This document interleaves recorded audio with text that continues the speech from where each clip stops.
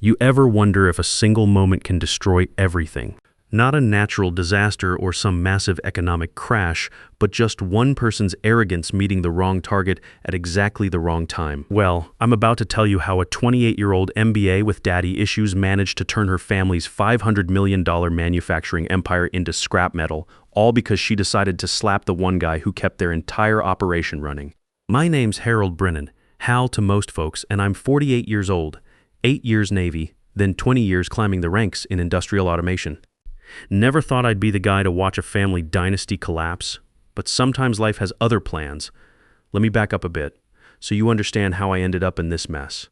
After my discharge from the Navy in 2004, I used my GI Bill to get an engineering degree at Case Western, specialized in industrial automation and control systems. See, when you've spent 8 years maintaining reactor systems on nuclear submarines, civilian manufacturing equipment seems pretty straightforward by comparison. The Navy teaches you things civilian engineers never learn: how to build systems that absolutely cannot fail, because failure means people die. How to create redundancies within redundancies.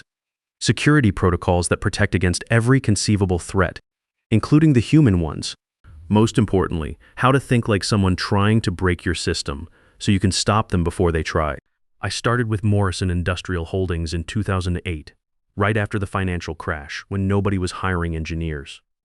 Robert Morrison took a chance on a veteran with submarine experience and a fresh degree. Smart move on his part. I understood both the mechanical side and the electronic side. Plus, I had security clearance for the defense contracts Morrison was chasing. Morrison wasn't some Silicon Valley startup. This was old-school American manufacturing. Automotive parts precision machining, the kind of work that built the middle class in places like Akron. Robert Morrison had started the company in 1984 with a $50,000 loan and a rented warehouse. By the time I got there, they were doing $200 million in annual revenue, employing 1,800 people across Ohio and Michigan. The family had been good to me. Robert treated his people right, profit sharing, health benefits that actually covered things, Christmas bonuses when we had good years. His son David came up through the ranks, worked summers on the factory floor during college, understood the business from the ground up, different generation but solid values. Then Catherine graduated from Wharton in 2023. Catherine Morrison was Robert's youngest, born when he was 44 and already established. While David was learning the family business, Catherine was at private schools, then Stanford for undergrad, then Wharton for her MBA. Nothing wrong with education, hell, I respect knowledge. But there's a difference between learning about business and understanding how things actually work. She started consulting for the family company 6 months ago. Fresh MBA full of theories about optimization and strategic realignment. Her first recommendation was cutting the maintenance budget by 30% because preventive maintenance represents inefficient capital allocation. That's when I knew we had a problem. See, I'd spent 20 years building Morrison's automation systems from the ground up. Started with basic programmable logic controllers, gradually integrated everything into a comprehensive industrial IoT network. Quality control systems that could detect defects at the microscopic level. Supply chain integration that automatically adjusted production schedules based on real-time demand data.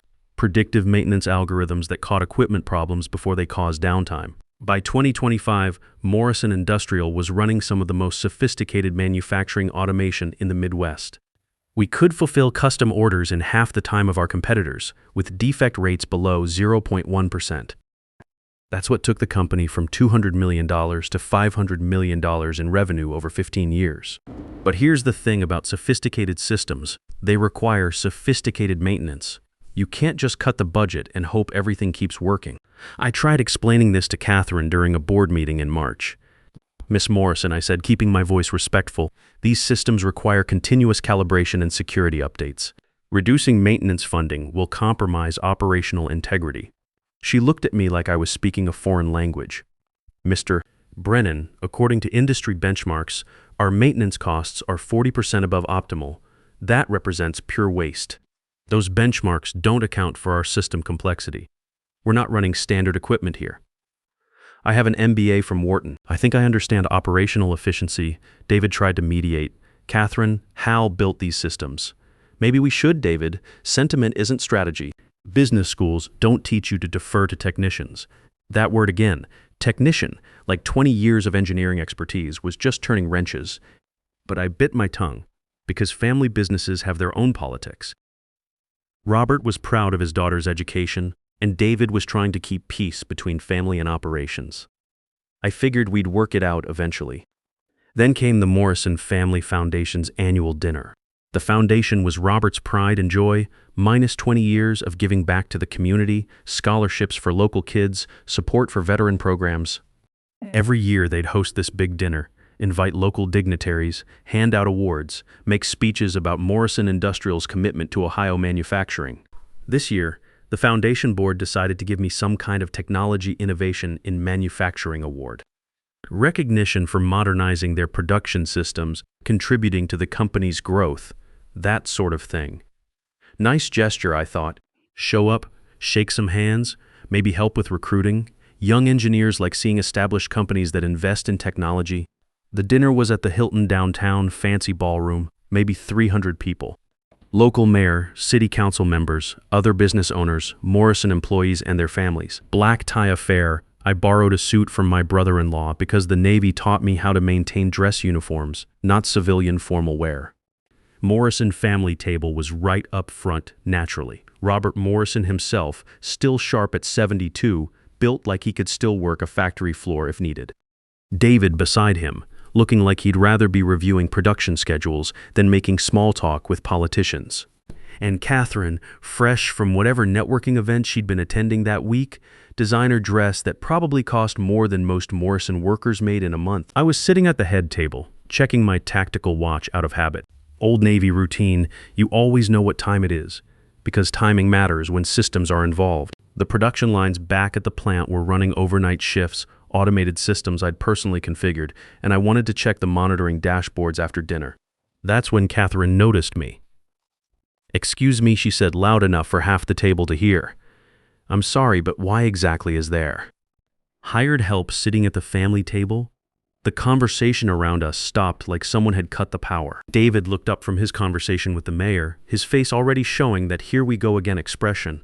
Robert was talking with some potential investors and hadn't heard yet, but I could see the ripple effect starting. David tried to intervene immediately. "Catherine, that's Harold Brennan. He's receiving an award tonight for his contributions to our manufacturing systems." "I don't care what participation trophy he's getting," she said, not even looking at me. "This is a family foundation event, not employee appreciation night." Now, I've been in situations where keeping my mouth shut was the difference between life and death. Navy nuclear program teaches you when to speak and when to listen. You learn to read situations, understand chain of command, respect hierarchy. But there's a line between respecting authority and accepting disrespect, and Catherine had just crossed it.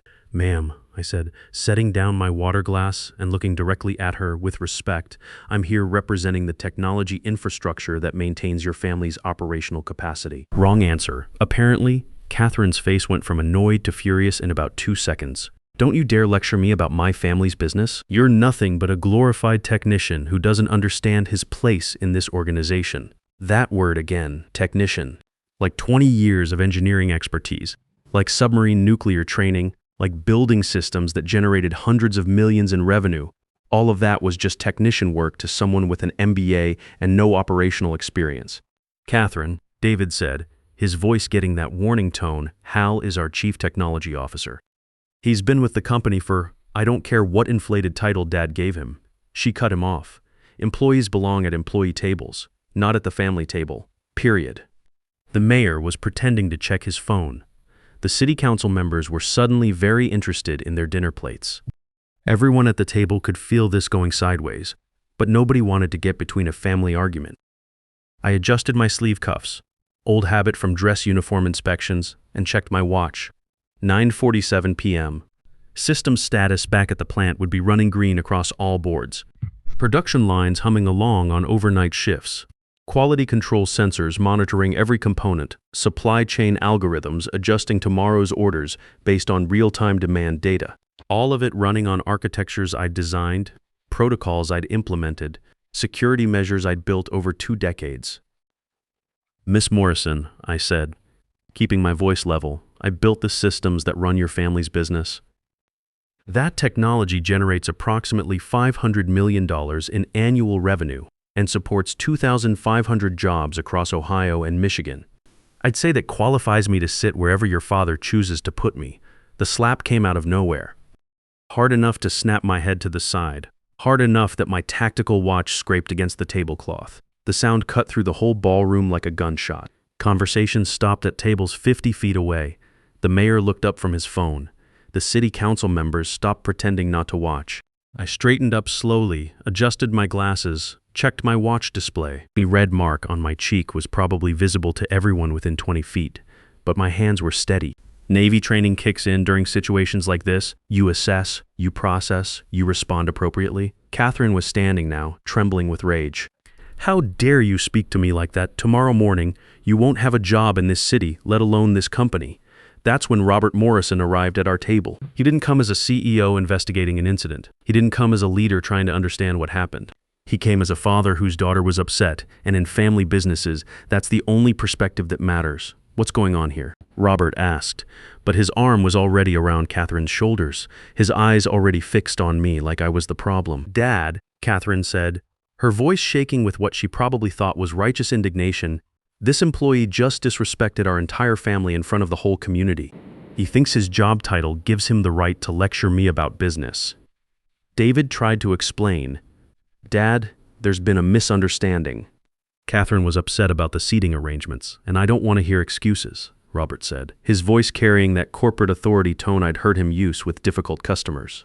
Harold, do you have anything to say for yourself? I looked at Robert Morrison, the man who'd given me a chance 17 years ago, who'd promoted me based on results rather than credentials, who'd trusted me to modernize his family's legacy. Now he was looking at me like I was some kind of problem employee who'd gotten out of line. Mr.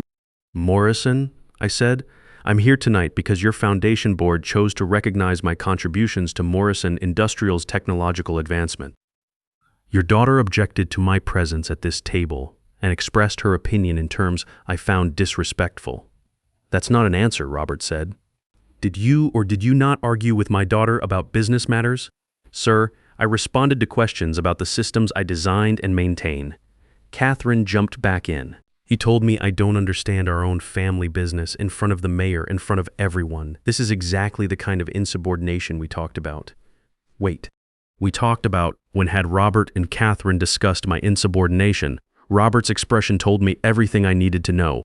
Those budget meetings, Catherine's recommendations about cutting maintenance funding, my pushback against her optimization theories. It had all been reported back to Robert as employee resistance to family authority. Harold, Robert said, and I could hear the decision already made in his voice. Catherine represents the future of this company. Your attitude tonight has been completely inappropriate for someone in your position. What position is that, sir? You're an employee. A valued employee, but an employee nonetheless. And employees do not argue with family members at family events. I nodded once, understanding the situation completely now. This wasn't about the slap or the seating arrangement, or even Catherine's disrespectful language. This was about family hierarchy versus operational expertise, and in family businesses, hierarchy always wins. I understand, Mr. Morrison. Good. Then you'll apologize to Catherine, and we can move past this. I looked at Catherine Morrison, 28 years old, MBA from Wharton, 6 months of consulting experience, standing there with a satisfied smirk like she'd just won some kind of victory. Then I looked at Robert Morrison, 72 years old, 40 years of building a business from nothing, now choosing family pride over operational reality. No, sir. I don't think I will. The silence that followed was different from before. This wasn't shock surprise. This was the moment everyone realized something fundamental had just shifted. Robert Morrison's face went through several shades of red before settling on something that looked like controlled fury. Excuse me? I said, no, sir. I won't be apologizing to your daughter for responding to her disrespectful behavior. Catherine's mouth actually fell open. I don't think anyone had ever told her no in her entire privileged life. Dad, did you hear what he just said? I heard. Robert's voice was quiet now, which anyone who'd worked for him knew was more dangerous than shouting.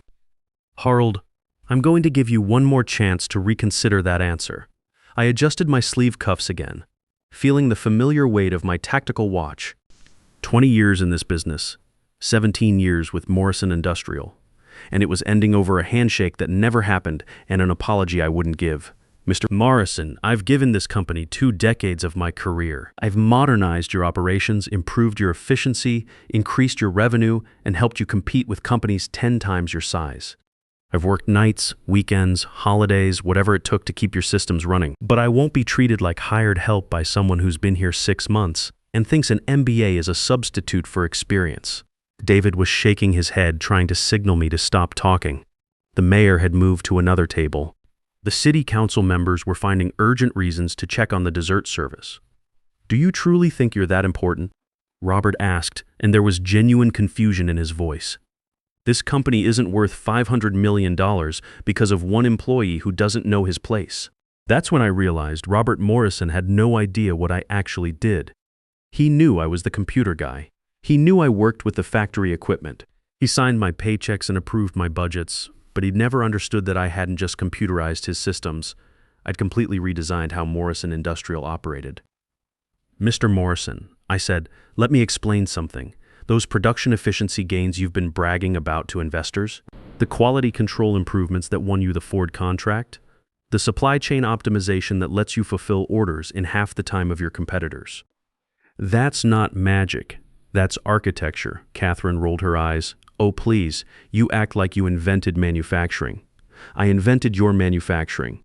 Every production line in your facilities runs on control systems I designed. Every quality sensor, every inventory tracker, every automated process. I built the logic that makes it work. And more importantly, I built the security protocols that protect it." Robert was starting to look uncomfortable. "Security protocols? Sir, when you're managing $500 million in industrial assets, you don't just plug everything into the internet and hope for the best. These systems require authentication, authorization, monitoring, military-grade security measures to prevent unauthorized access, industrial espionage, system tampering." "What does that have to do with tonight?" Catherine demanded. I looked at her. This 28-year-old MBA who thought business was about spreadsheets and theory and realized she was about to get a very expensive education. "Miss Morrison, those security measures include dead man switches, authentication protocols that require regular confirmation from authorized personnel. If the system detects unauthorized changes or if critical personnel are suddenly removed from the organization, it initiates protective lockdown procedures."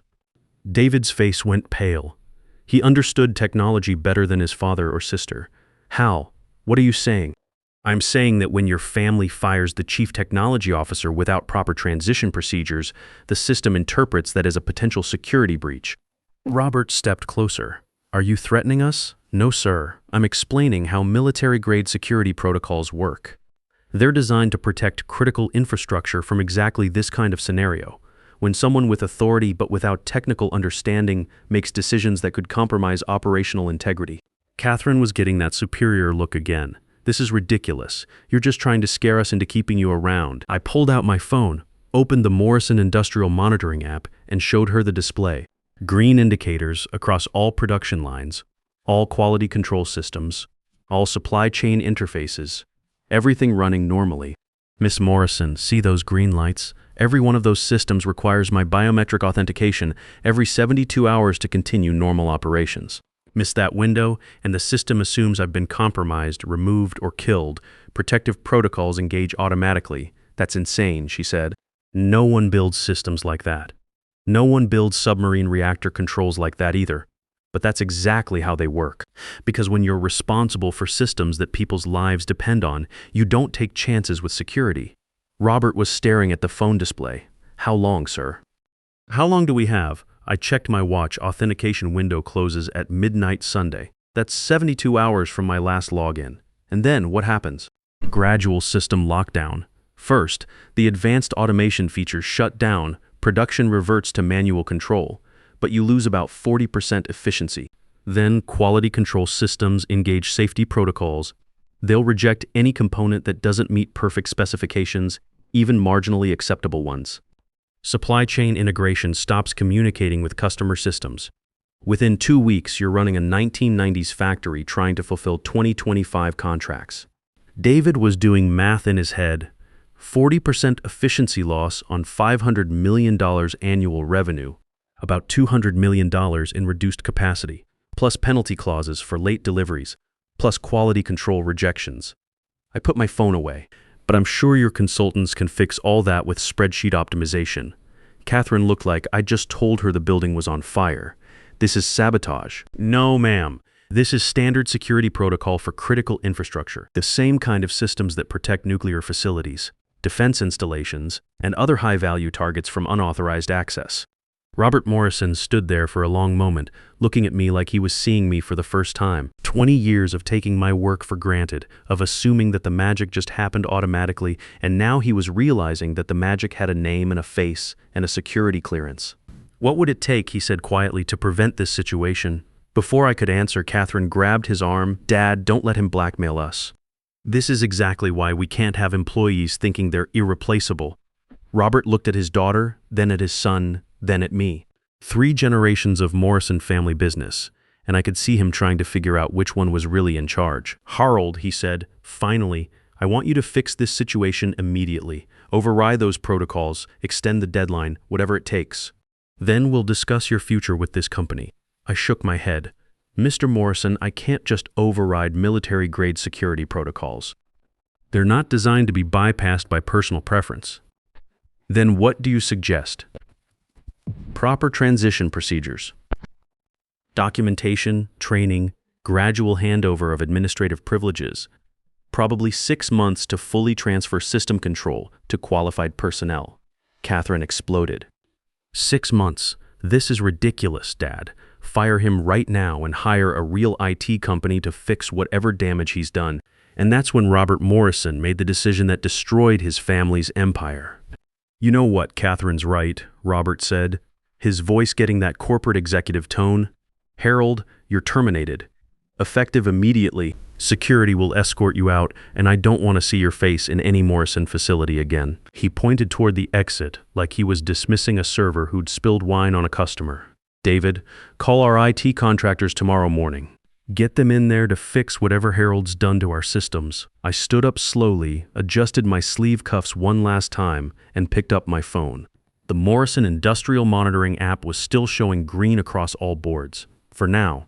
Mr. Morrison, I said, I hope you understand what you just did. I protected my family's authority in our own company. No, sir. You just signed the death warrant for everything your father and you spent 40 years building. Catherine was practically glowing with satisfaction. Don't be so dramatic. Companies fire problematic employees every day. I looked at her, this MBA princess who thought business was about power plays and hierarchy charts, and realized she was about to learn why submarine nuclear engineers take security protocols seriously. Miss Morrison, when you fire the person who designed your critical infrastructure without proper transition procedures, you're not just removing an employee. You're removing the keystone from your entire operational arch. I walked away without another word. Behind me, I could hear Catherine telling anyone who'd listen about putting employees in their place and how the company would run better without dead weight holding back progress. What happened next was like watching a controlled demolition in slow motion. Monday morning brought the first warning signs. Though they weren't dramatic enough to panic anyone, a few quality control sensors started running extended diagnostic cycles. Some production line timing seemed slightly off. David called their backup IT contractors, expensive consultants from Cleveland who specialized in industrial systems. Probably just routine recalibration, the lead consultant told David after spending 6 hours poking around the main control systems. We've established temporary bridges for the critical processes. Everything should stabilize within 48 hours. Catherine was triumphant. That evening, at dinner with potential investors, she made sure everyone heard about how the company had streamlined operations by removing toxic personnel who thought they were irreplaceable. Tuesday brought reality. The production lines didn't stabilize. They got worse. Robotic assembly units started rejecting components that had passed quality control for years. The supply chain integration platform began showing authentication errors for routine orders. Customer service started fielding confused calls from buyers who couldn't access their usual ordering interfaces. By Wednesday, things got serious. The main assembly line stopped mid-cycle, not crashed, just stopped, waiting for authentication codes that weren't coming. 20 years of production optimization, custom programming for specific client requirements, predictive maintenance schedules, all of it locked behind security protocols that required my biometric confirmation every 72 hours. David called another emergency meeting. This time, he brought in 3 different engineering firms. cybersecurity specialists, even some former Morrison employees who'd worked with the old systems. They spent 48 hours trying to bypass what they kept calling Brennan's locks. Here's the thing about military-grade security protocols. They're not designed to be bypassed by people who don't understand them. Every attempt to force entry just triggered deeper lockdown procedures. The system was protecting itself exactly as designed. By Friday, Morrison Industrial was hemorrhaging money faster than a submarine with hull breaches. $50 million worth of delivery contracts were in jeopardy. Ford and GM were making noises about contract terminations. The bank was asking uncomfortable questions about operational compliance failures. That's when David swallowed his pride and called me. "Hal," he said, and I could hear the desperation. "We need to talk." "I'm listening, David. Look what happened at the foundation dinner." That was family politics, not business sense. Can we work something out? I was sitting in my home office, watching the Morrison Industrial stock price crater in real time. What did you have in mind? Come back as a consultant. Name your price. Help us get the systems back online, and we'll figure out a transition plan that works for everyone. Before I could answer, Catherine grabbed the phone. Same entitled voice, same attitude, like the last week hadn't happened. "Listen here, you pathetic little man. I don't know what kind of computer virus you planted in our systems, but you're going to fix it right now, or we'll sue you for sabotage and industrial espionage. Then you're going to apologize for holding my family's company hostage, and maybe we'll consider not pressing criminal charges." I hung up. The next morning, Morrison Industrial Holdings filed for emergency bankruptcy protection. Turns out, when your entire production capacity goes offline indefinitely and you can't fulfill existing contracts, banks get nervous about loan payments. Customers don't wait around for you to figure out your own systems. Employees start looking for jobs at companies that can actually pay them. But here's where the story gets interesting, and why I'm telling it to you. While Morrison Industrial was collapsing, I'd been planning my next move. Not because I wanted to destroy the company, but because Navy training teaches you to always have contingency plans. During those 17 years with Morrison, I hadn't just been building their systems, I'd been learning their entire industry from the inside out. 3 months after Robert Morrison fired me, I opened Brennan Industrial Solutions in a rented warehouse 15 minutes from the old Morrison plant. Small operation at first, just me and 2 former Morrison engineers who'd been laid off when the company folded. Our first contract was with a German automotive parts manufacturer that needed help modernizing their Ohio facility. They'd been planning to work with Morrison Industrial before the bankruptcy. Instead, they hired us to design their entire automation infrastructure from scratch. 6 months later, we had 12 employees and contracts across 3 states. Within a year, we were doing $25 million in annual revenue, with profit margins Morrison never achieved. We'd hired back 400 former Morrison workers and were planning a second facility in Michigan, the Morrison plant, auctioned off for $20 million, about 1/10 of what it was worth as an operating facility. I bought it through a subsidiary company. Same building, same equipment, but now it runs on systems designed with proper security transitions and backup protocols. Catherine Morrison? Last I heard, she was facing SEC investigations over family foundation mismanagement. Turns out MBA credentials don't protect you when federal auditors start asking hard questions about fiscal responsibility. Robert Morrison moved to Florida, liquidating what remained of the family assets to cover legal bills. David started his own consulting firm and actually reached out to me about potential partnerships. He learned some valuable lessons about the difference between inherited authority and earned respect. Good man, just caught between family loyalty and business reality. As for me, I'm sitting in an office overlooking the same production floor I used to manage for the Morrisons. Same view, same machinery, but everything's different now. The workers here know their expertise is valued. The systems are designed with proper redundancies and transition procedures. And nobody gets fired for explaining technical realities to people with business degrees. The lesson here isn't about revenge or corporate karma. It's about understanding that in manufacturing, hell, in any technical field, competence isn't negotiable. You can't MBA your way around engineering reality.